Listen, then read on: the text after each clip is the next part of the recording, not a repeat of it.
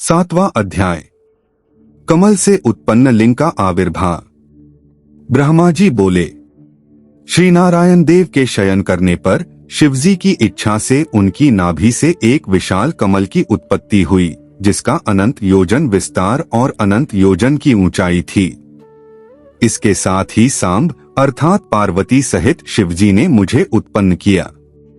इस प्रकार मैं हिरण्यगर्भ उस कमल से प्रकट हुआ।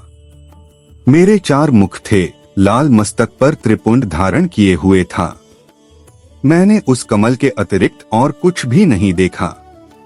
उस समय मुझे कुछ भी ज्ञान नहीं था, न यह जानता था कि मैं कौन हूँ और मुझे किसने उत्पन्न किया है।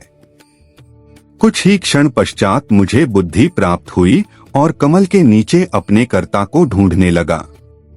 हे मुनि, तब एक एक नाल को पकड़ता हुआ 100 वर्ष तक मैं नीचे की ओर चलता रहा, किंतु वहां भी कमल की जड़ को नहीं पाया।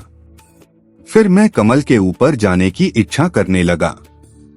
हे मुनि, जब इस नाल के मार्ग द्वारा मैं ऊपर आया तो कमल की कली मिली। वहां मुझे तप करने की प्रेरणामी वाणी सुनाई पड़ी। इस मोहनाशक आकाशवाणी को सुनकर मैं अपने पिता के दर्शन की इच्छा से पुनः तप करने लगा और 12 वर्ष तक कठिन तप किया। पश्चात 4 भुजाधारी सुंदर नेत्रों वाले भगवान विष्णु प्रकट हुए।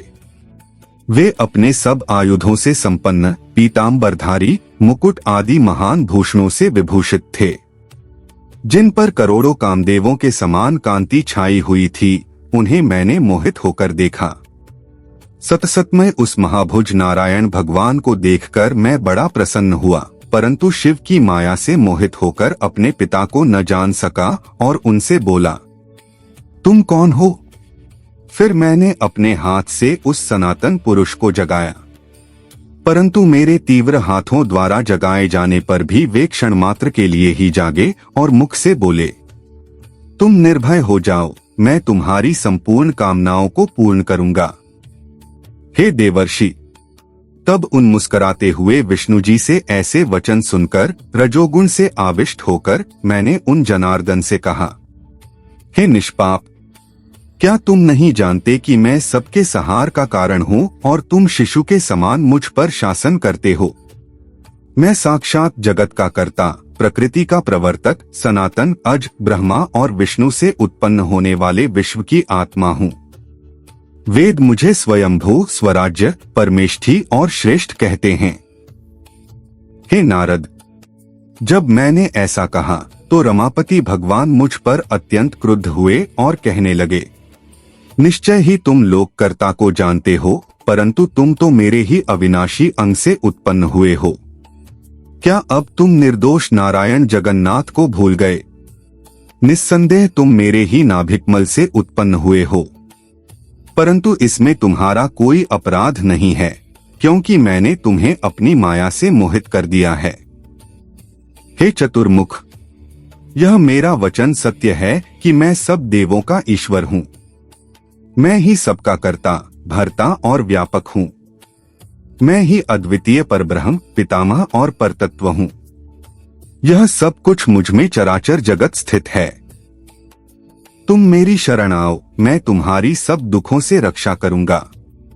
ब्रह्मा जी कहते हैं, जब भगवान विष्णु ने ऐसा कहा तब मैं ब्रह्मा क्रोध होकर ललकारते हुए उनसे बोला, तुम कौन हो? बहुत बकवाद मत करो। तुम परब्रह्म ईश्वर नहीं हो। तुम्हारा भी कोई कर्ता होगा। शंकर जी की माया ने मुझे मोहित कर दिया था। मैंने हरि से रोमहर्षकारी युद्ध आरंभ कर दिया। तब मेरे और उनके बीच में एक दिव्य लिंग प्रकट हुआ। हम दोनों ने उस देव को नमस्कार कर अपना युद्ध बंद किया और प्रार्थना की, हे महाप्रभो, हे महेशान, आप शीघ्र ही हमें अपने वास्तविक रूप का दर्शन दीजिए। इस प्रकार वे हम दोनों के मन में स्थित हुए और शिवजी को नमस्कार करते हुए हमारा 100 वर्ष का समय व्यतीत हो गया। इति श्री शिव महापुराण द्वितीय रुद्र संहिता का 7वां अध्याय समाप्त।